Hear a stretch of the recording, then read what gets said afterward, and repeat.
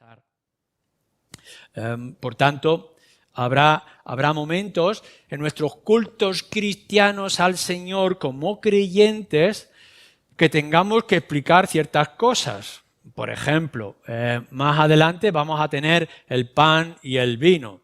Y puede entrar gente que no entienda qué es lo que significa esto del pan y el vino. Y tendremos que explicar de manera suave o limitada o extensa, dependiendo del contexto, qué asuntos estamos haciendo como creyentes que ellos no puedan entender. Quizá, por ejemplo, a la hora de pasar y recoger la ofrenda y tener que explicarles que es el privilegio cristiano como parte de la adoración al Señor traer la ofrenda, el diezmo que tenemos en nuestras vidas o de nuestro trabajo. No solamente son partes de nuestro culto para que los incrédulos puedan llegar a entenderlo, sino también el mismo lenguaje. Una de las canciones que hemos estado cantando dice Getsemaní, y seguramente muchas personas no entenderán qué significa eso de Getsemaní, de qué estamos hablando, qué estamos recordando en nuestra canción. Y tiene que haber lugar y forma en que nuestra música y nuestra alabanza pueda ser entendible. No adaptarlas al mundo, pero sí ponerlas en el contexto, en el tiempo en que estamos viviendo. A la hora de hacer nuestras oraciones, que los que van a escuchar al pueblo de Dios o al que dirigen la oración, en la alabanza, etcétera, puedan darse cuenta de todo lo que eso pueda significar. Hablamos de morir al pecado. ¿Qué significa esto de que tengamos que morir al pecado? Cuando vamos a un texto, por ejemplo, en los evangelios, que dice que es mejor sacar un ojo antes que perdernos enteros en el infierno. Y alguien puede escuchar qué significa esto, de qué está diciendo, sacar el ojo literal. Y tendremos que explicar en ese pasaje, no por causa de los creyentes que ya lo saben, sino por causa de los incrédulos, lo que significa esas palabras del Señor Jesucristo como tantas otras. De manera constante tendremos que ver entonces que nuestros cultos que están diseñados y dirigidos por la palabra o por el Espíritu para adorar a Dios, que también nosotros lo podamos aplicar o adaptar al mundo de hoy, a la gente que pueda entrar en nuestro lugar. En este contexto de culto y pensando en el incrédulo que entra y que puede estar viendo, ¿cuántos de vosotros no venís de contexto cristiano y en alguna ocasión, en algún momento, habéis entrado en la iglesia evangélica y habéis visto esto es nuevo y mira lo que hacen y cómo se sientan y lo que dicen y cómo actúan, se comportan, qué reuniones o actividades tienen? Todo eso que es nuevo, nosotros tendremos que tener también en cuenta y responder a su inquietud con una motivación principal o especial. En este contexto, es lo que Pablo está diciendo en ese versículo 21 en adelante acerca de la lengua y de la profecía.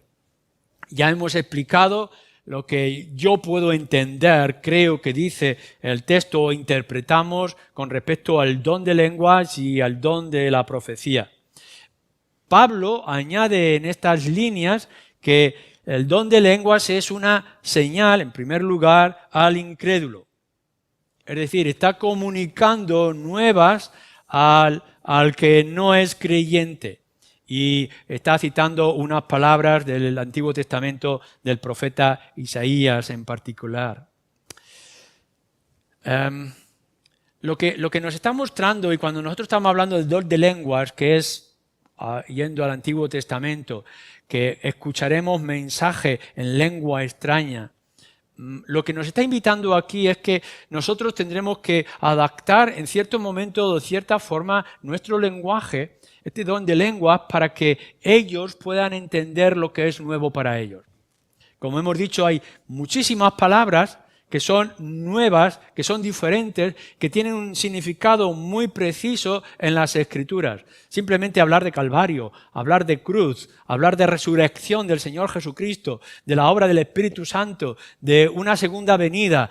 Todas estas cosas son nuevas, es un lenguaje completamente nuevo. Es como si nos estuvieran hablando de una manera técnica o médica y que no entendamos. ¿Cuántas veces hemos ido al médico y el médico nos ha hablado acerca de una enfermedad y al terminar le hemos dicho, no he entendido nada, explíquemelo usted para que yo entienda qué es lo que usted me quiere decir? O hemos ido al taller mecánico del coche y nos ha estado explicando de los problemas internos que tiene nuestro auto y cuando termina el hombre de hablar decimos, no entiendo lo que me estás diciendo, ¿qué significa? Y sobre todo es, ¿cuánto tengo que pagar por lo que me quieres decir que me estás haciendo? Hay un lenguaje constante en diferentes ámbitos que la gente no entiende. Y cuando la gente entra a la iglesia va a escuchar un mensaje angelical, de revelación, de la palabra de Dios.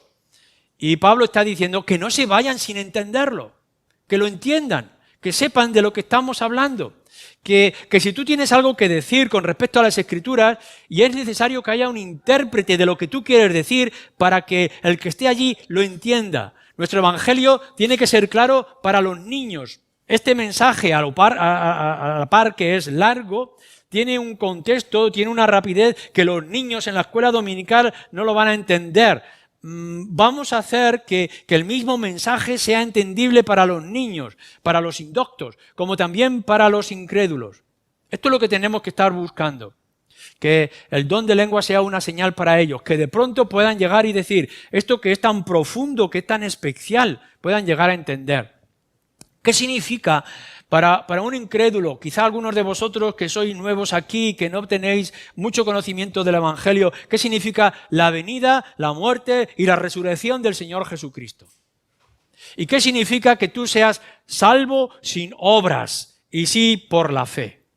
Y que nosotros podamos decir esto y que los creyentes lo podamos entender no significa que el de fuera lo vaya a entender. Y entonces tenemos que explicarle cómo es la muerte sustitutoria de nuestro Señor Jesucristo. Y que lo que nosotros necesitamos es poner nuestra fe, nuestra confianza en esa obra. Que nosotros no tenemos méritos algunos. Que nuestras obras, por muy grandes que nos puedan parecer delante de Dios, son insignificantes e inútiles. Pero la obra de Cristo es más que perfecta y suficiente para que todo aquel que en Él se acerca tenga vida eterna. ¿Y esto cómo es posible? Y lo explicamos. Hay una deuda que tú has creado delante de Dios que no puedes pagar. Pero Cristo se ha ofrecido a pagar esa deuda por ti.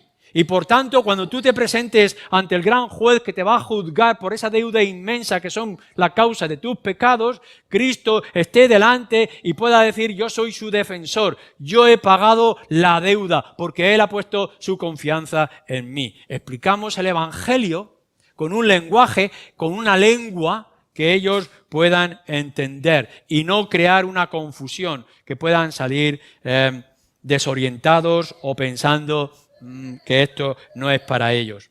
Por eso habla de 2 o 3 por turnos y con intérprete, está diciendo que haya diferente instrucción, que haya cuidado. Puede ser que nosotros tengamos un deseo muy grande por hablar a esa persona nueva que quizá ha entrado y todos nos volcamos en presentar el Evangelio y puede haber agobio, puede haber una presión no necesaria.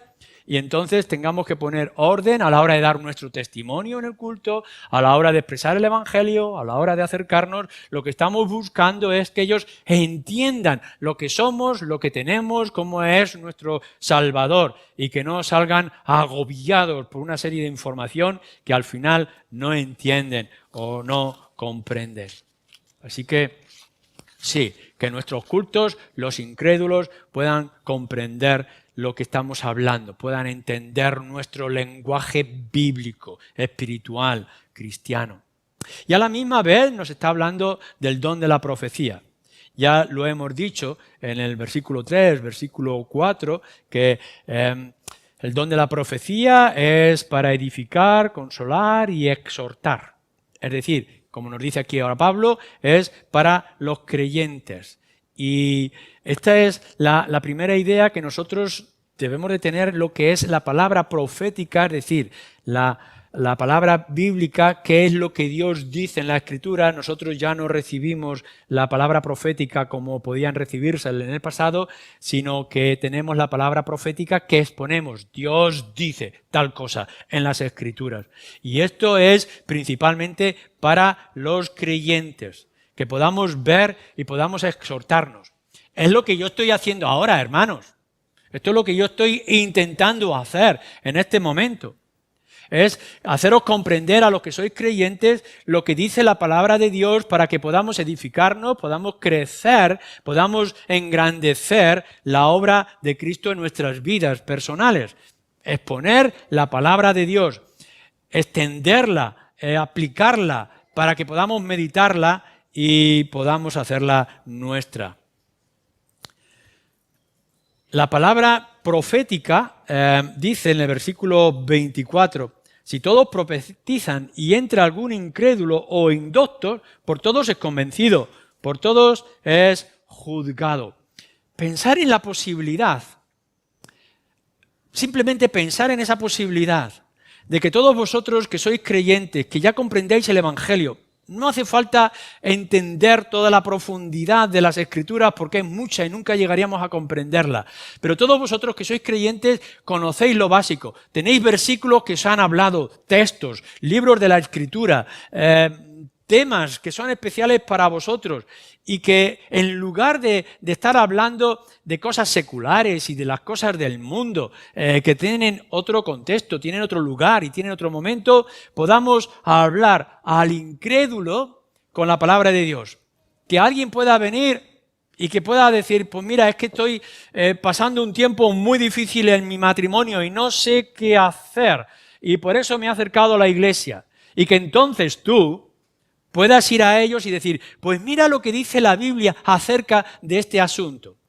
Que pueda venir alguien preocupado porque su hijo o su hija está en un riesgo de caer en las garras del mundo, del príncipe de este mundo. Y que nosotros podamos ir, mira lo que dice las Escrituras con respecto a los padres y los hijos, con respecto a los hijos, a los padres.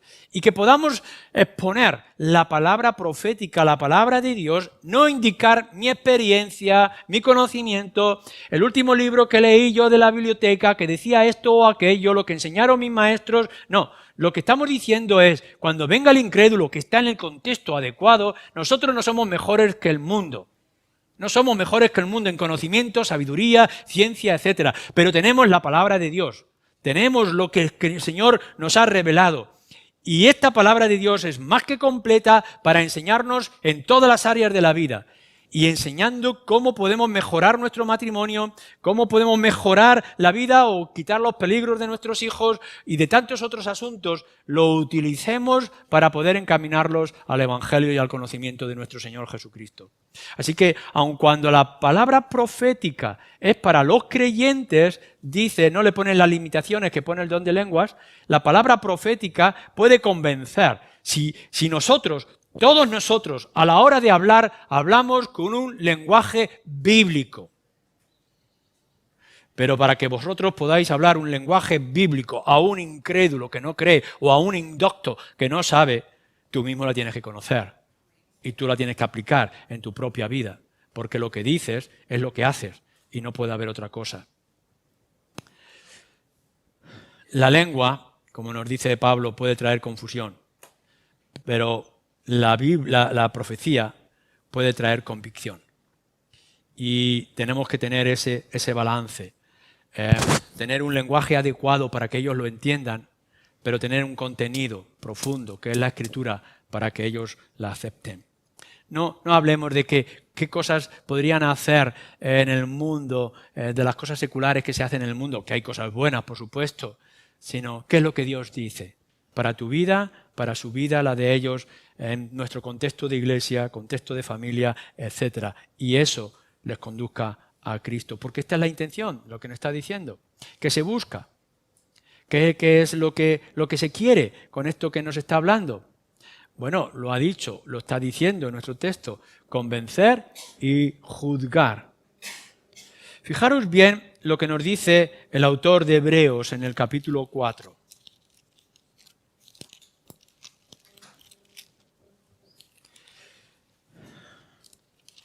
Versículo 12. Hebreos 4, 12.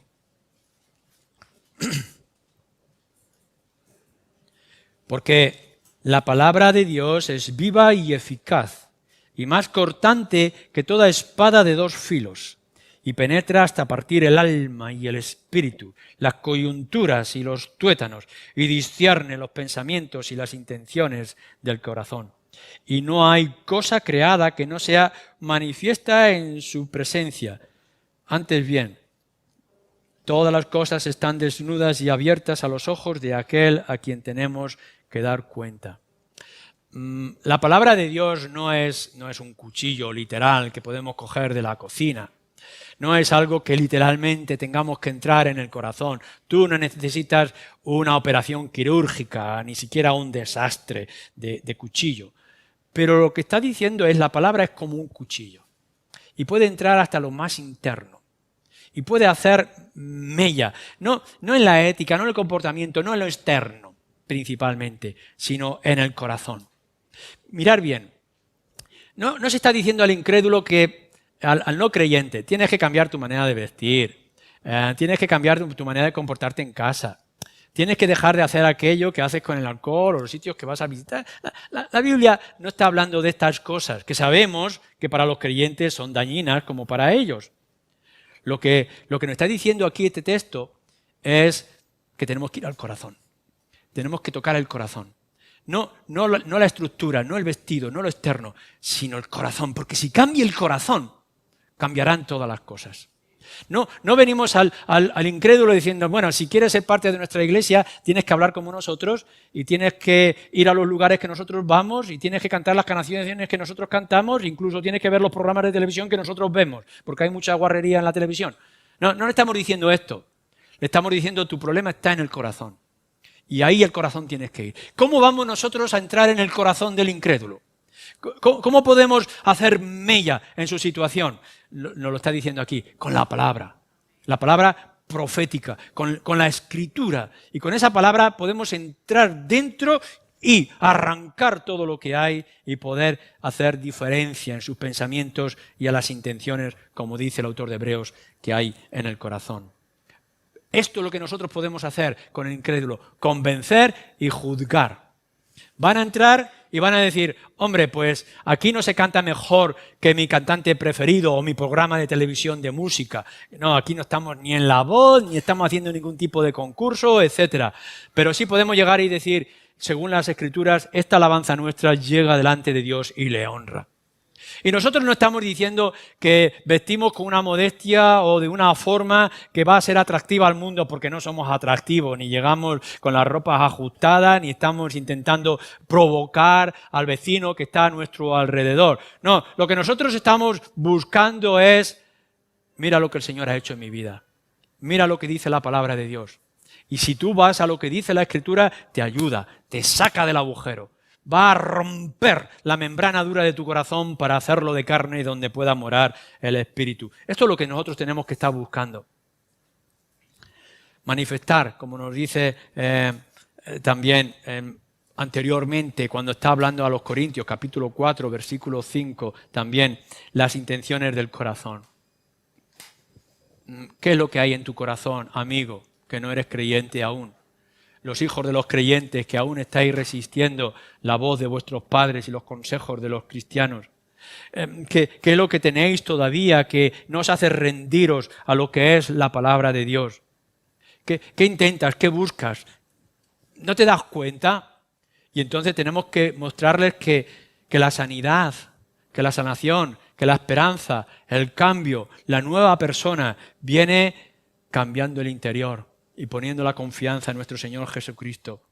Es las intenciones del corazón lo principal. ¿Qué es lo que hay en tu corazón que aún no te hace caer de bruces ante la maravillosa obra de nuestro Señor Jesucristo? Así, en el versículo 25 de nuestro texto en Corintios nos dice, lo oculto de su corazón se hace manifiesto.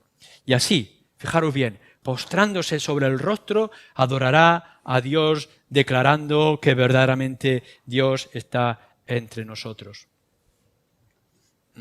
¿Podemos mostrarle algo mejor de lo que hace el mundo con respecto a música, modas, costumbres, gustos, placeres? Por supuesto que no. No podemos mostrarle nada de lo que el mundo ya hace con todas sus maravillas, sus luces, sus colores y su música. Pero sí le podemos mostrar con lo que anunciamos y cómo adoramos que Dios está entre nosotros.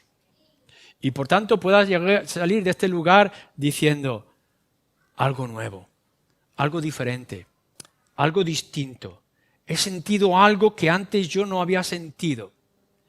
Y por la obra del Espíritu pueda descubrir que lo que ha descubierto es que nosotros no somos fantásticos, no somos extraordinarios, no somos los más hermosos, no somos los más inteligentes.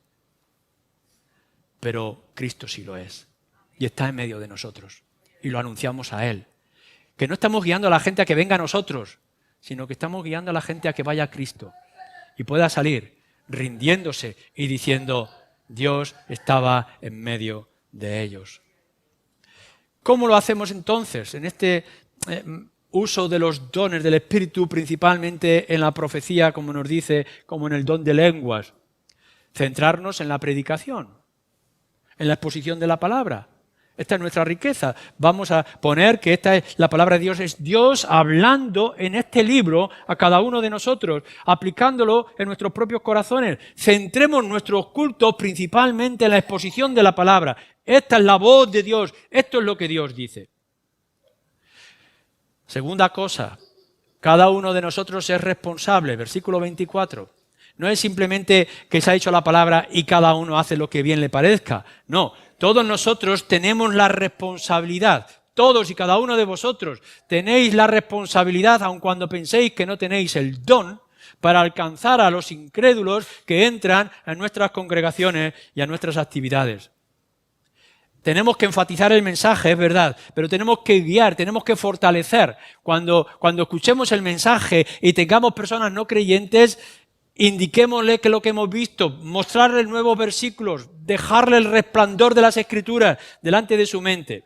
Consideremos y expongamos y hagamos fuerza en aquello que se ha considerado y que se ha expuesto. Y por último, ¿qué actitud tenemos en nuestras reuniones? ¿Qué testimonio estamos dando en nuestro comportamiento? Es muy importante que cuando nosotros cantemos al Señor, cantemos con todo el corazón, con todas nuestras ganas, con todo el celo, que se entienda que aun cuando no tengamos una voz hermosa y tengamos un oído torpe como yo tengo, podamos cantar con la sinceridad de nuestro corazón. ¿Cómo es nuestro abrazo? ¿Cómo es la actitud que tenemos los unos para con los otros? ¿Qué es lo que está viendo el incrédulo en nuestro trato los unos para con los otros? ¿Está viendo frialdad? ¿O está viendo el calor que como creyentes compartimos con nuestro Señor Jesucristo? Estas cosas son importantes. Son elementos quizá que consideremos muy secundarios. Pero aquel que entra podrá llegar y decir, ¿cómo me recibieron? ¿Qué cosas yo vi? ¿Cómo sentí la presencia del Señor? Pero sobre todo, ¿cómo tenían ellos al Señor en sus vidas que los había cambiado? Busquemos esto. Primero Dios. Segundo, edifiquémonos, pero tengamos en cuenta a aquellos que vienen y son ignorantes de la belleza del Evangelio. Amén.